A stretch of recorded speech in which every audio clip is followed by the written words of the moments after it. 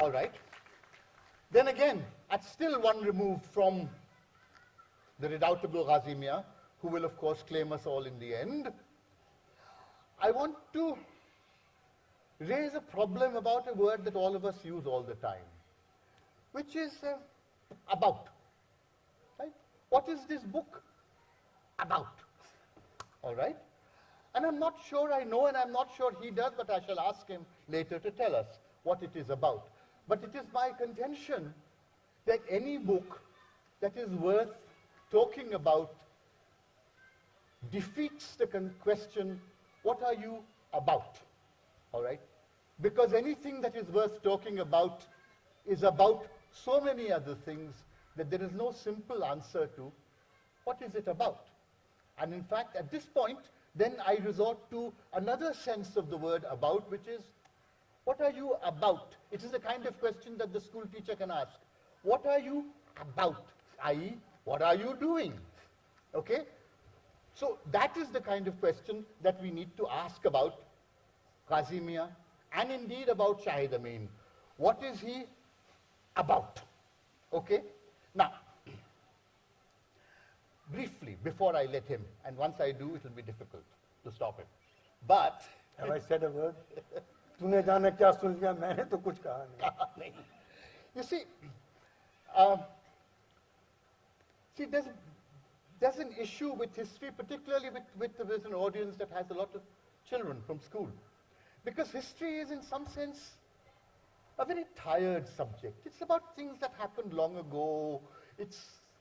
History is, as Henry Ford famously said, history is bunk. History is our dead things which is long gone. Okay? In another sense, of course, which all of us would also recognize, our history is altogether too alive.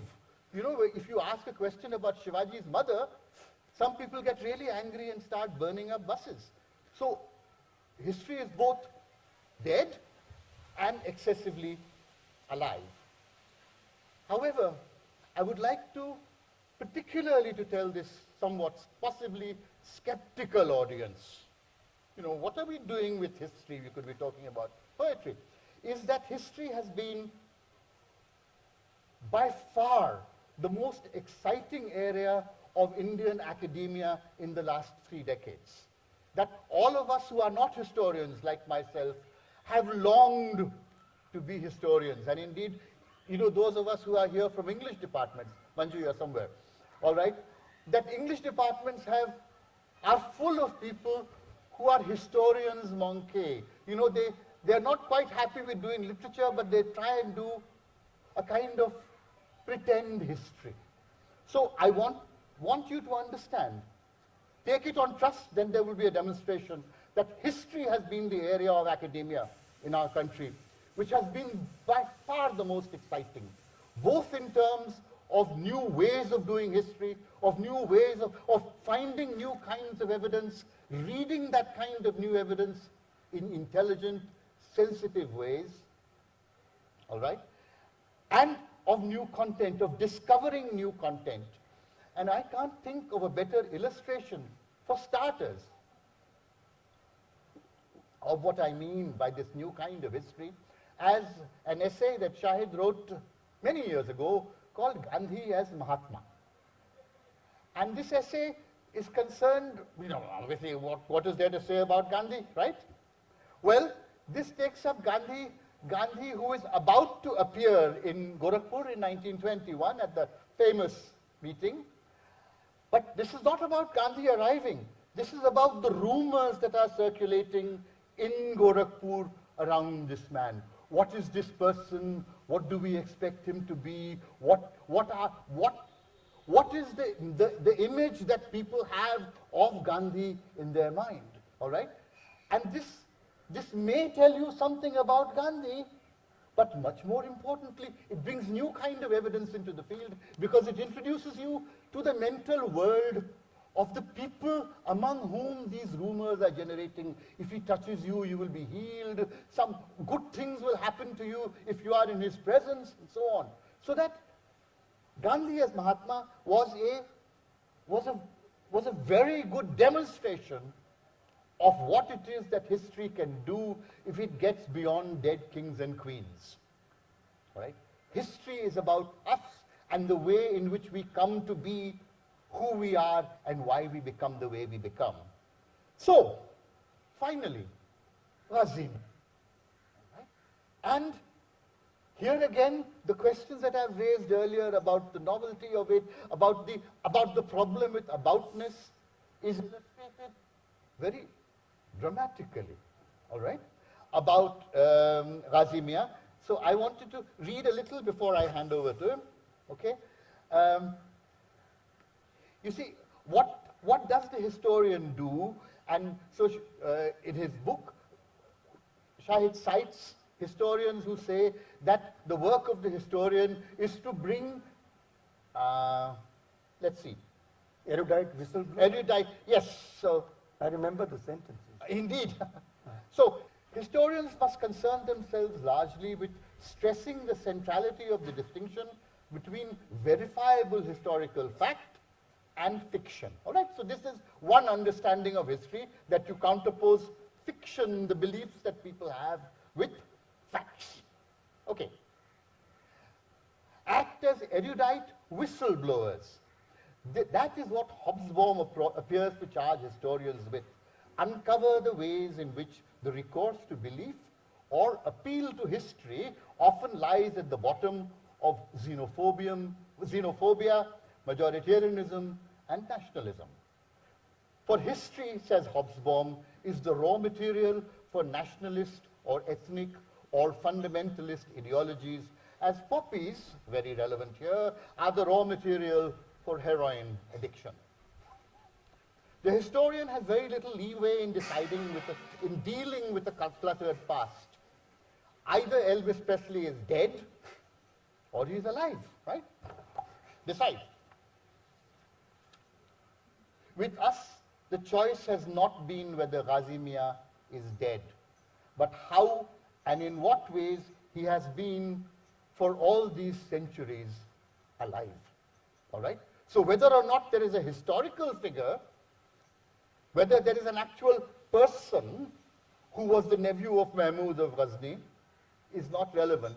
Ghazi Mia was and has been for the last several centuries alive.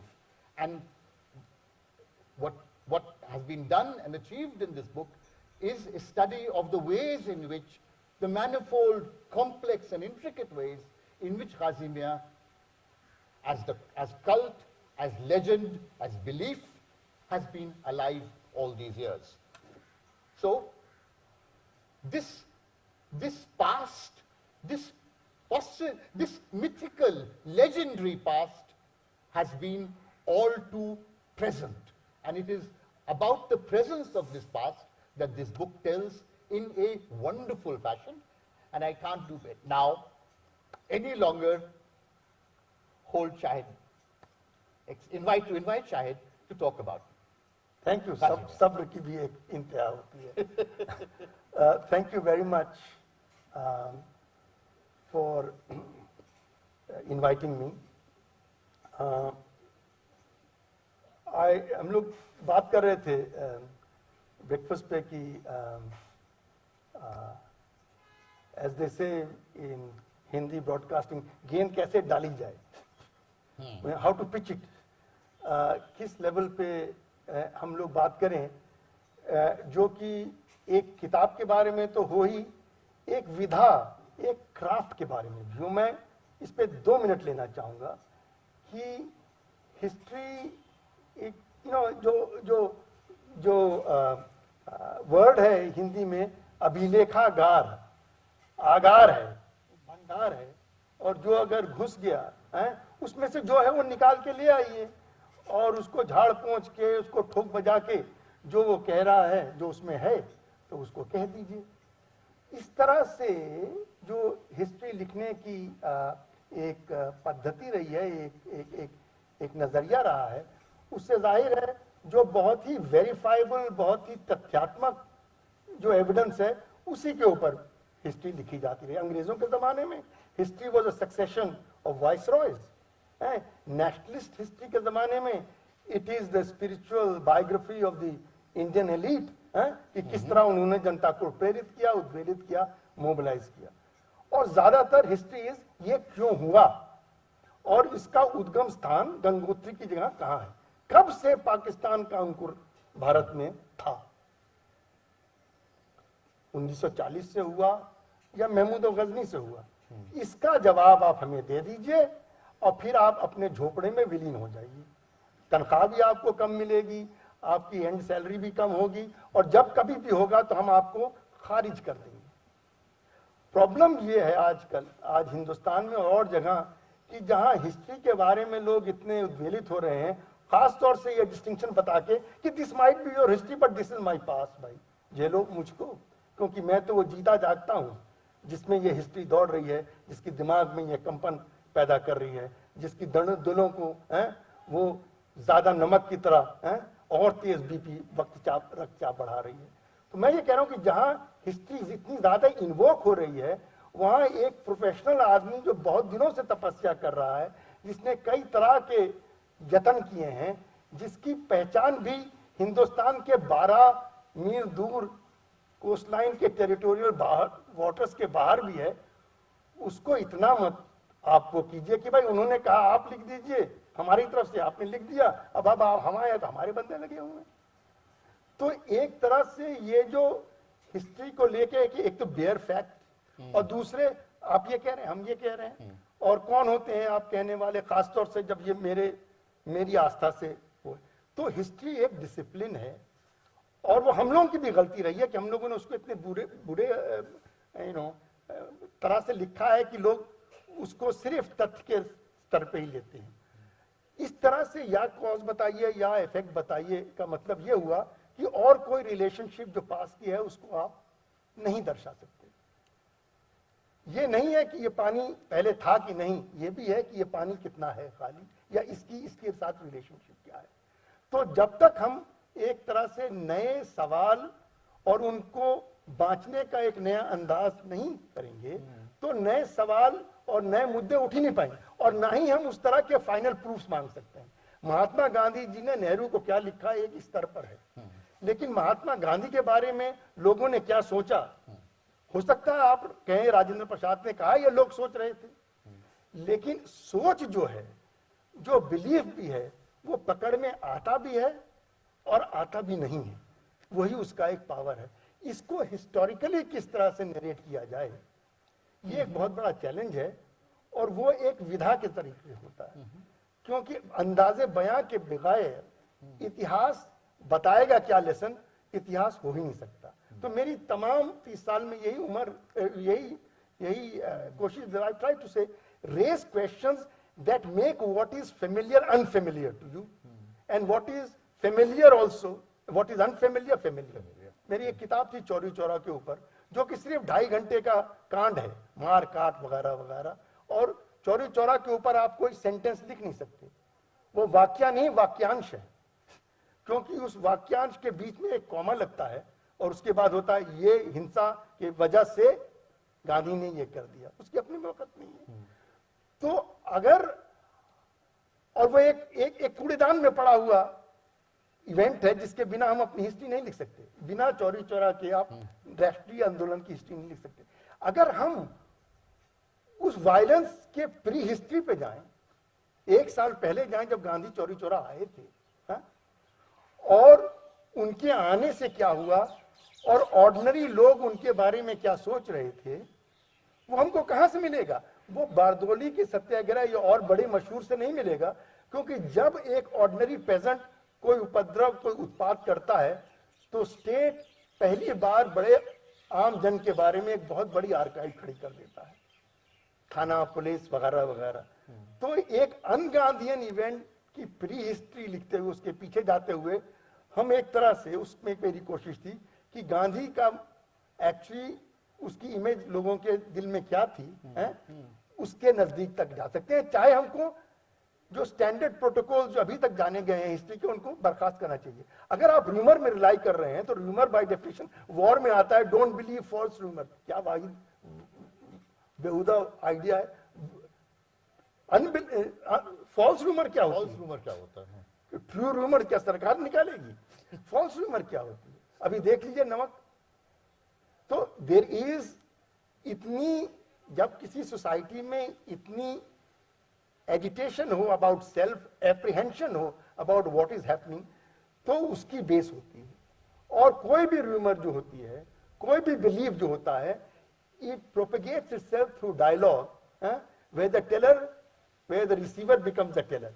मैंने आपको कोई बहुत मार्के की बात करी जो आपके दिल को छू जाती है, वो आप सिर्फ अपने तक नहीं रखेंगे, उसको आगे भी बढ़ाएंगे। इसी तरह ये जो नई किताब है, जिसमें काफी देर से मैं जूझा हुआ था, एक मिडिवलिस्ट मैं नहीं हूं, वो है ये किताब एक ऐसे आदमी की जो एक ऐसे युग में प्लेस्ड है और जिसकी रिलेशनशिप एक ऐसे आदमी से है जिसके बारे में हम सब कुछ जानते हैं।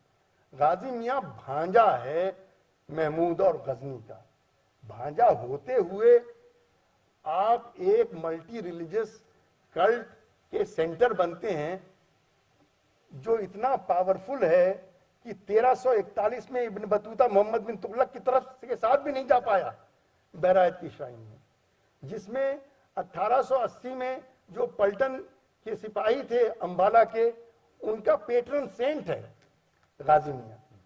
तो ये कैसे होता है कि एक फिगर जिसकी रिलेशनशिप या उसको एक ऐसे अहद में, एक ऐसे टाइम में प्लेस करना जो कि वायलेंस का, लूटमार का है, वो कैसे होता है कि वो एक सेंट बन जाता है। ये सिर्फ हिंदुस्तान का मशहूर सिंक्रेटिज्म नहीं है, वो सबसे बड़ा मिरेकल वर्कर नहीं है, वो उस वक्त का है। तो इसका असर ये हुआ कि अगर हम इसके बिलीफ को देखें, जो कि अमीर खुसरो इसके बारे में एक शेर बहुत जबरदस्त लिखते हैं कि सैयद सालार मसूद अमीर खुसरो, जो बहुत जबरदस्त दोनों भाषा में लिखने वाले शायर रहे हैं 13वीं सेंचुरी में, वो कहते हैं कि बहराइच में जो सैयद सालार मसूद गाजी मियां की जो दरगाह है, वहां से निकला हुआ सुगंध ऊद की सुगंध की तरह पूरे हिंदुस्तान को मुअत्तर कर रही है, पूरे हिंदुस्तान में फैल रही है। ऊद एलो वुड को कहते हैं, और उसको वो बाल वाल भी उससे साफ किया जाता है। और क्योंकि अमीर खुसरो है, भाषा के माहिर हैं, ऊद फारसी में मसूद को लिखने का शॉर्ट फॉर्म भी है। तो एक भांजा होते हुए उसके उस युग के जो मारकाट है उससे रिलेट होते हुए भी एक ऐसा फिगर है जो कि बहुत तरह से लोगों को मदद करता है उनकी डेली लाइफ में। तो in popular imagination from 14th century, Mahmud of Ghazni has been displaced by his virtuous warrior young nephew who dies at the young age of 19 trying to save cows from a cow rustler who's called Raja Sohaldev. तो ये कोई 5 आदमी ने मिलके कोई स्वांग या कोई कॉन्स्पिरेसी नहीं रची कि उनको पकड़ के हम बाद में बंद कर दें, हैं? ये एक हिस्टोरिकल फिनोमेना है to engage with our most contentious past, which is 11th century Mahmud of Ghazni, वगैरह वगैरह, and see how ordinary peasants are not simply superstitious. They have not that they have forgotten their history. It is that they remember it differently. जहाँ पे history का put भी है, it is not that he is just made into some Sufi who just अवतरित हुए कहीं से without any parentage, without anything. But on the other is guided by very, very important considerations which are very feminine considerations. वापस जाते हैं हम कृष्ण कुमार की बात पे कि कोई भी एक कल्ट, बहुत सारी श्राइन्स हैं आप जानते हैं पीरों की, सूफियों में, उनमें जैसा कि वो बॉम्बे की जो हाजी की श्राइन में औरतें शायद ना अलाउड हैं, लेकिन they are centrally about womanly concern, either desire to have a male child or several other, ससुराल में आप सास के साथ कैसे रहती हैं, किस तरह से आप अपनी भाई की खिदमत कर सकती हैं जब वो आता है. So this is again another way of looking at it, that the most public of events, which is conquest, is domesticated by being central to very, very feminine concerns.